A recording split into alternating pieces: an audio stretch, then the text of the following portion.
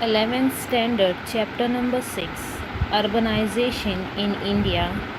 Today we are going to study about Mahajanpada, their administrative system and guilds, philosophy and various sects, new religious trends. Study point number 5, Mahajanpada administrative system.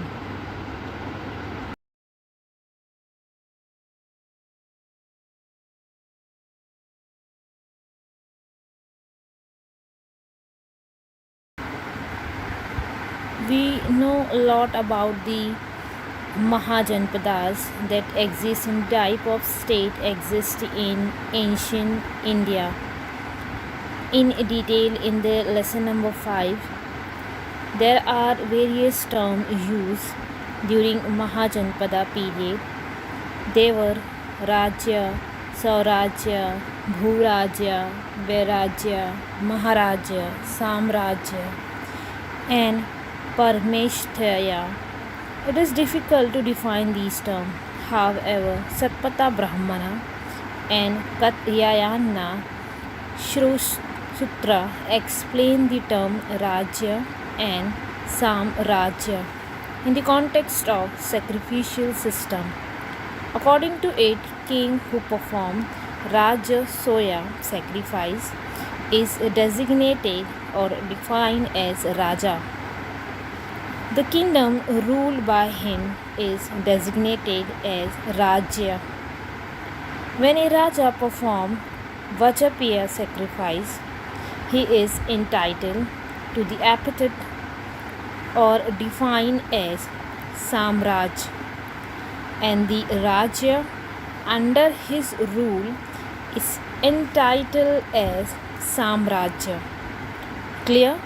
If a Raja perform sacrifice, that sacrifice is known as Rajasoya sacrifice, he came to be known as Raja, and the land under his rule is known as Rajya.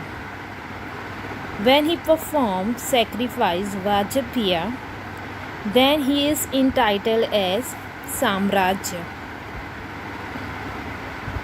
Okay, and the Rajya under his rule is entitled as Samrajya.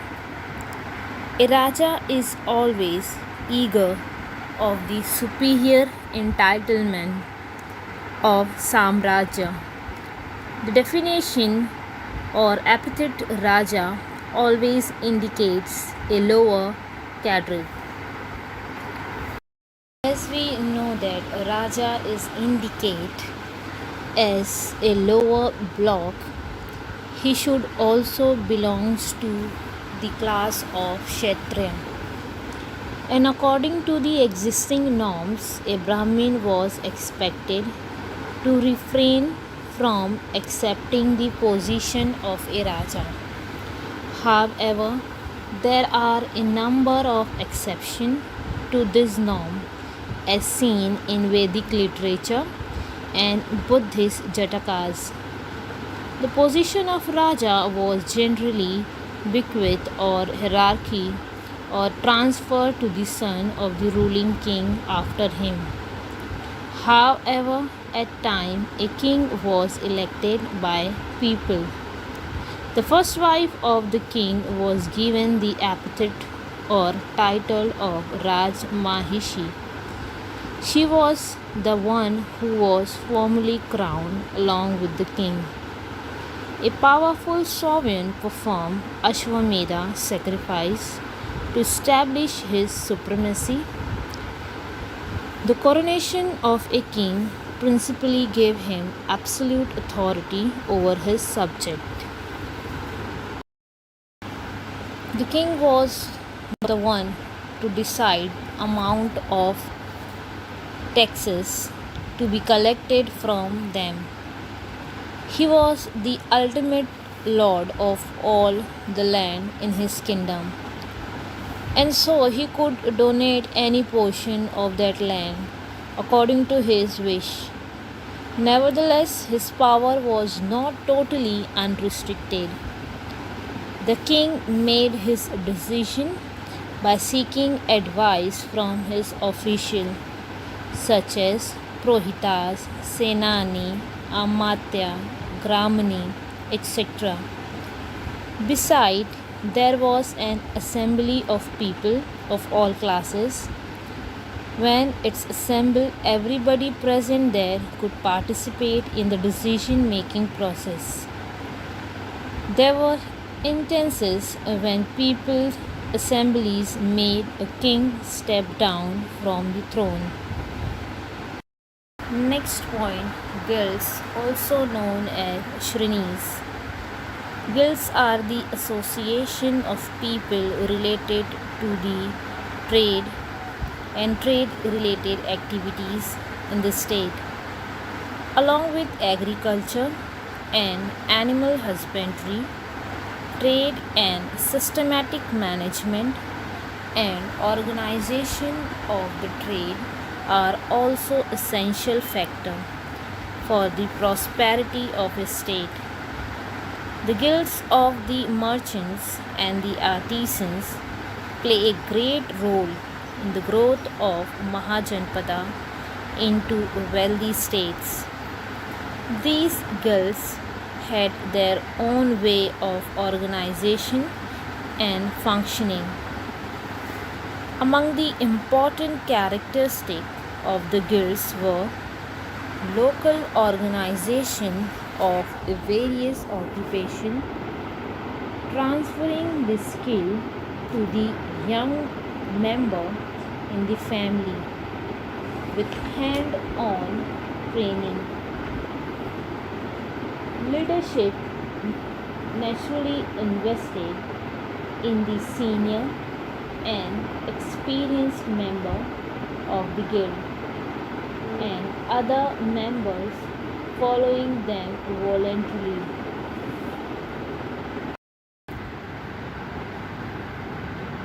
Guilds had their own strict rules, hence, they had a stringent structure. Stringent structure means the structure that very tough or rigid. This structure is perceived as one of the main reasons of the rise of the caste system.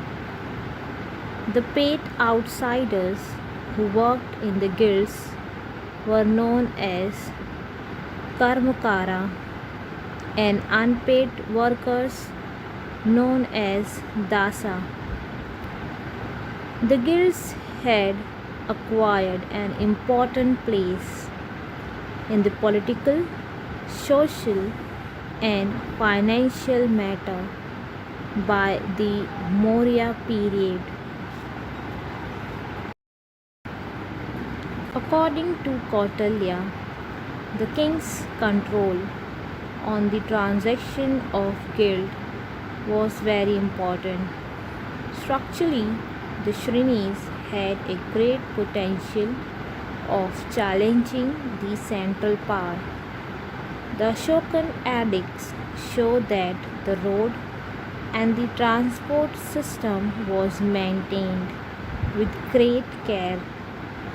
It had made transport of goods and traveling convenient. Obviously, this state of affairs was favorable for the growth of trade and development of guilds. The functioning of the guilds was controlled by the state. Detailed records were kept of the production by the guilds, their financial operation, and above all, the tradition of guilds. Every guild had an independent space in the city allotted to it.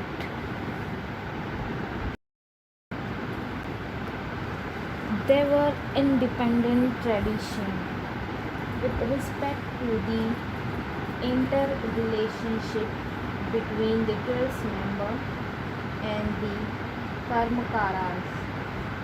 Various stages of production and fixing the prices of produced goods. Each guild had its own rule based on its tradition. The state administration did not interfere in this aspect of the functioning of the guilds. It kept the internal independence of the guild intact. If a decision has to be reached about the matter of the guild, then the king sought advice from the guild representative.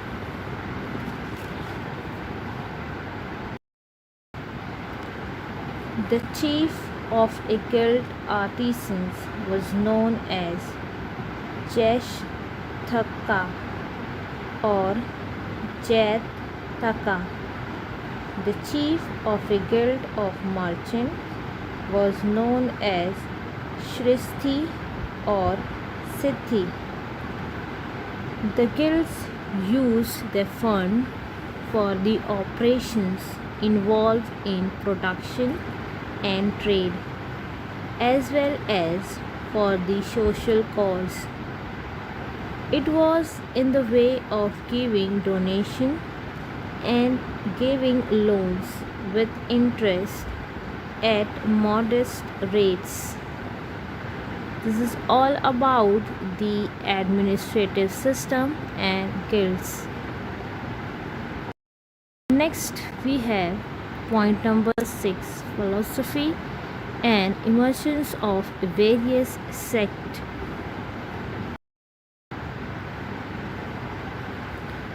During the times of Mahajanpadas, the political and social scenario in ancient India was witnessing transition, and these changes were bound to reflect in the material and philosophical notion about life.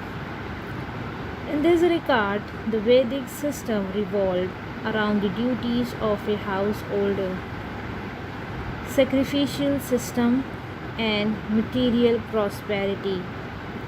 At the end of a Vedic period, questions about abstract aspect of human existence began to gain attention. It included questions about matters like the meaning of human life, its significance in the infinite nature of the universe, the mystery of death, and the journey of soul after death. It resulted in the creation of various philosophical texts known as Upanishad. The debate that were churned up during this period gave rise to various schools of thought. They included school propounding the immortality of soul to the school that refuted the very existence of the soul. The latter included Charvaka or Lokyat school, which openly opposed the social organization based on the Vedic authority, beliefs, and rituals. This school also propagated that the truth comprises only those things which are subject to sensory experiences.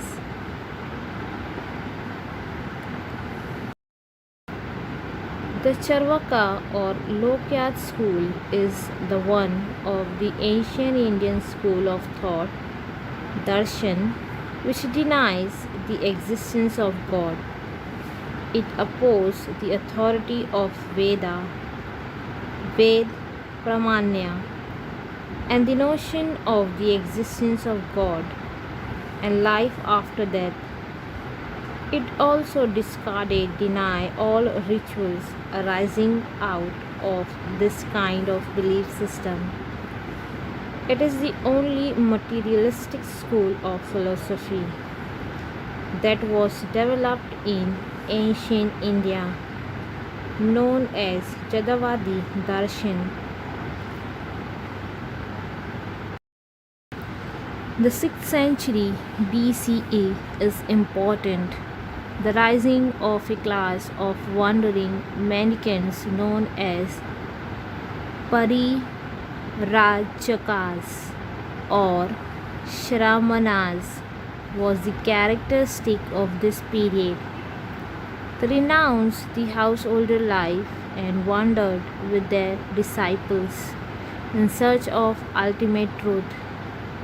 Among the various streams of thought, a large number of people were attracted to the teaching of Vardhaman Mahavira and Gautam Buddha.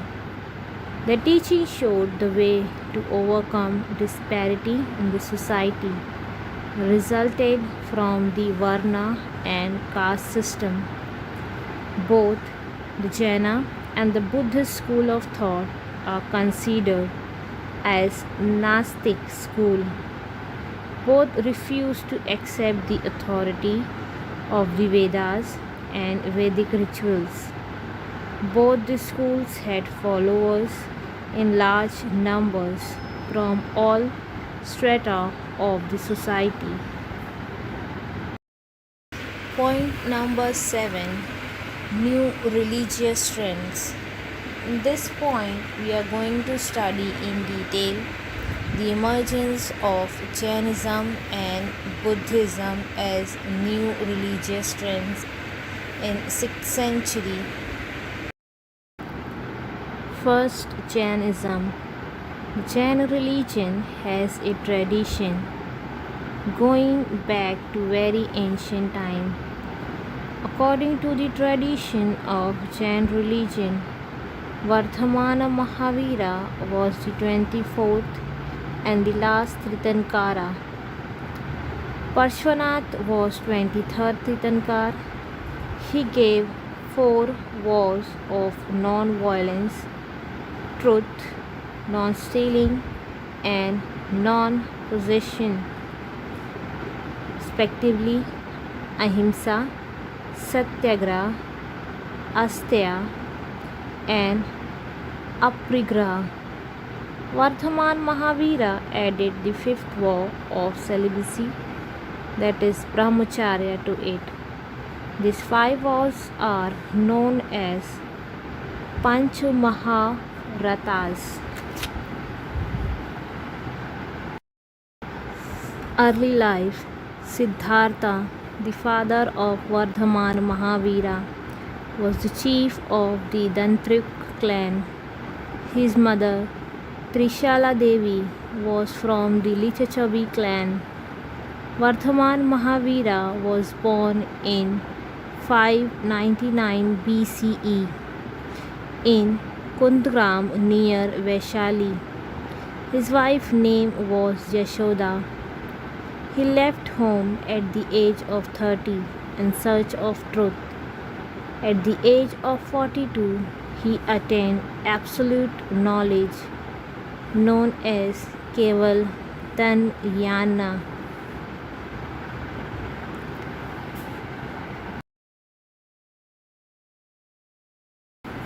Thereafter, people started addressing him as Kivali, Jina, and Mahavira. His follower came to be known as Jaina. Vardhaman Mahavira traveled and preached continuously for 30 years after the attainment of absolute knowledge. Vardhaman Mahavira addressed people in Arthamakdi, the language of common people. He preached about good behavior and life of devotion to the 5 vows.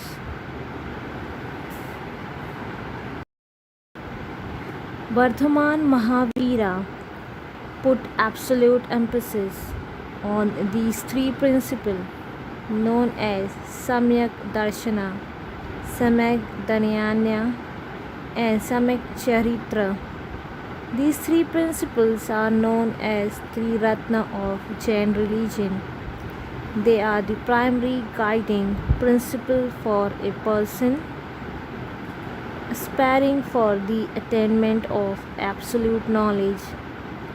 He preached that all being, animate and inanimate, possesses consciousness to a varying degree. If hurts, each of them experience pain.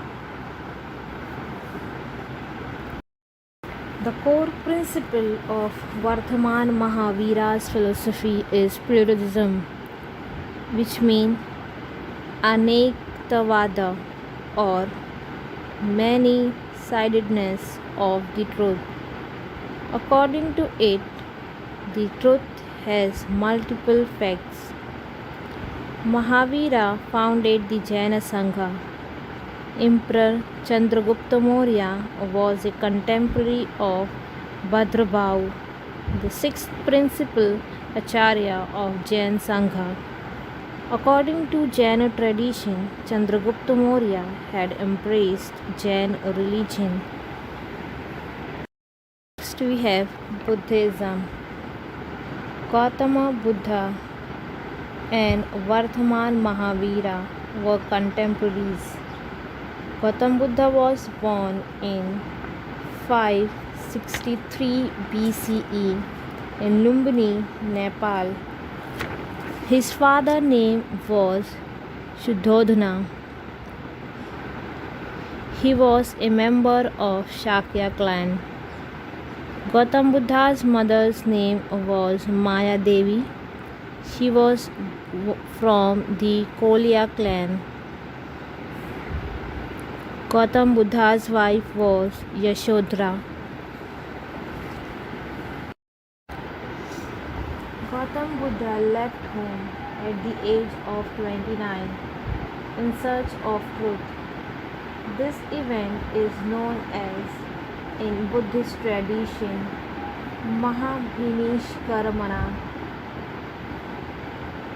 Thereafter, Gautam Buddha tried to attain the ultimate knowledge through various means, such as seeking guidance from various gurus and extreme austerities.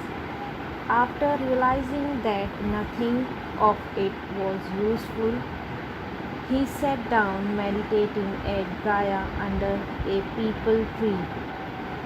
On the bank of river Niranjana, here he attained enlightenment at the age of 35. After that, he was known as Buddha, Tathagatha, and also Sakyamuni.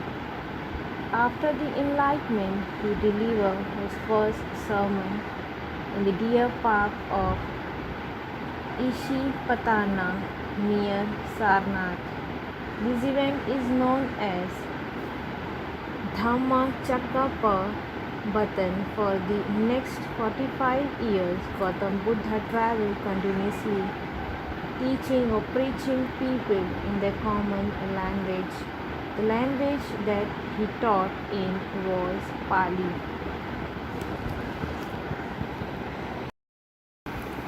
In his sermon, Gautam Buddha addressed the fundamental question of sorrow or grief in human life, the root cause of human sorrow and the way to overcome it were the two main issues addressed by him.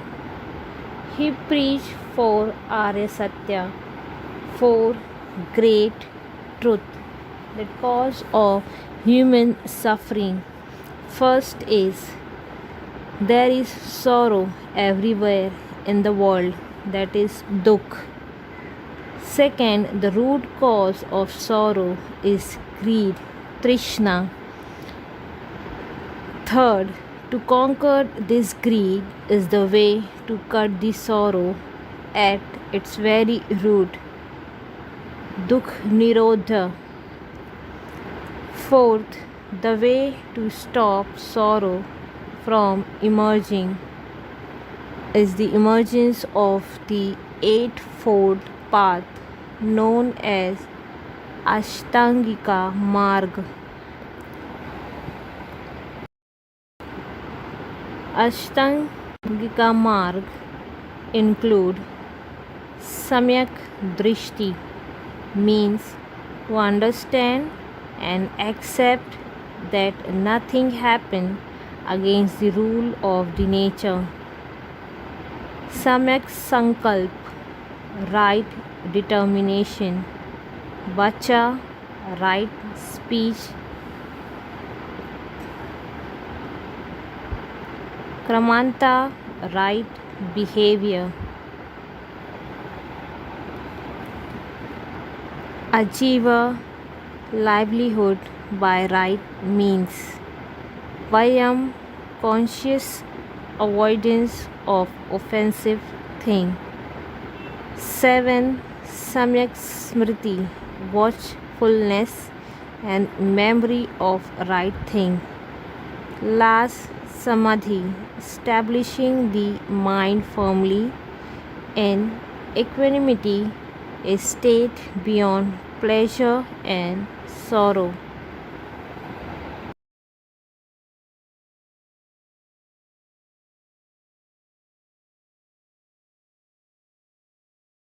Eightfold Path is also known as Madhyama Pratipada. Gautam Buddha founded the Bhikkhu Sangha, the concept of surrendering to Buddha. Dhamma and Sangha is very important. This concept in Buddhist term is known as Trisarana. The three vows, namely Buddham Saranam Gacchami, second Dhammam Saranam Gacchami, and third Sangham Saranam Gacchami, are essential in the Buddhist religion.